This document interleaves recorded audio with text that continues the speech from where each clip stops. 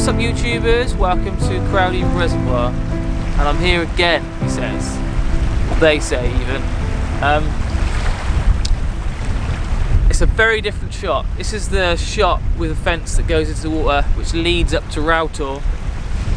The shot that I wanted hundreds of times in the past and never got, and this time is no different. We got clear blue skies again. It was better this morning. There was a little bit of cloud, but it's completely clear now. But it doesn't really make much difference because the shot, like I said, is completely different. The water is receded so much that I'm only using the end piece of the fence, so that's completely different. So what I've got on now is a long lens to compress the scene. I'm at 70mm on a crop, which is just going to bring Routor closer to the lens, and obviously pushes the fence closer to Routor, so it compresses my scene from front to back. It's a pleasing image. It's a record shot, I would say. I'm struggling incredibly with the wind.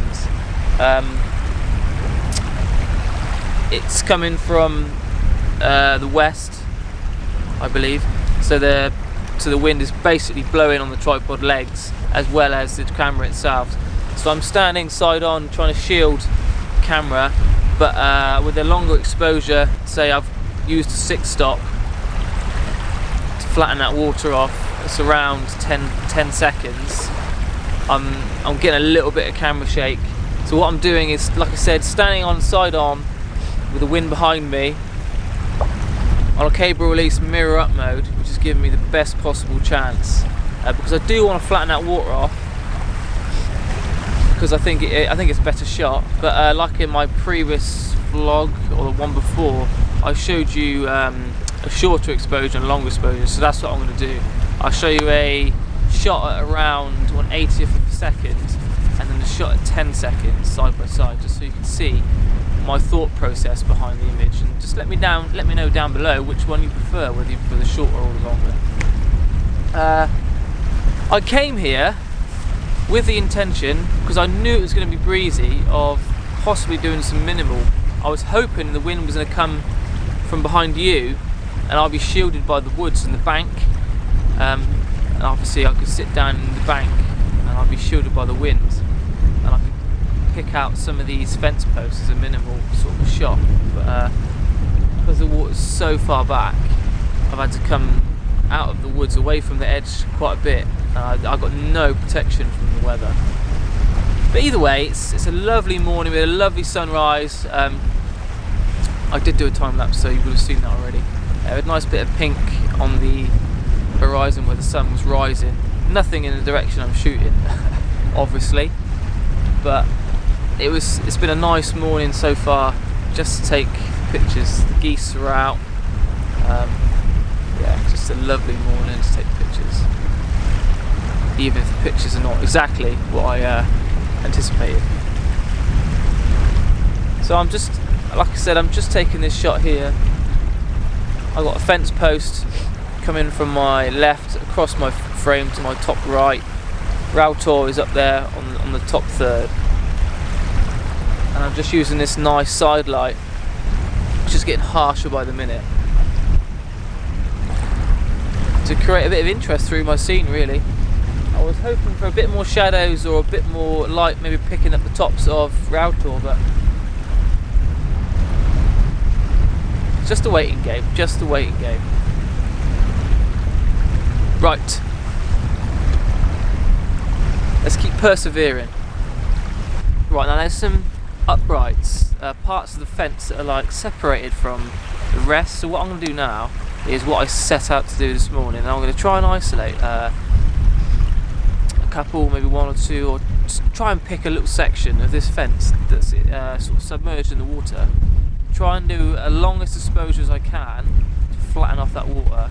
I'm going to utilise some of this nice warm side light and get something really minimal. I'm shooting with a long lens, probably a 6-stop with a polarizer, just to cut a little bit of glare. But I think what worked in my last minimal shot, and the shots that have done really well for me, is I didn't crank the polarizer right round so I could see through the water. I cranked it just a little bit, just to control the glare, because I think a little bit of glare makes these minimal shots pop, unless you're going for a real flat, sort of obviously a real flat minimal. But I think I quite like the look on my last minimal shot. I'll put it up on the screen now, just so you can see what I mean. I took 2 shots, one's a bit flatter than the other, and I think I prefer the one with a bit more pop. In my last shot, I forgot to say, they're like the telephoto wider shots. I had a 3-stop soft case just to hold that sky back a little bit, a polarizer, and a 6-stop, obviously for the long exposure, and I took the 6-stop out for the 80th of a second exposure. So right, I'm going to crack on, try and find a little composition, and I'll get you back out and talk you through exactly what I'm doing. Right, just grab that side light before it gets too harsh.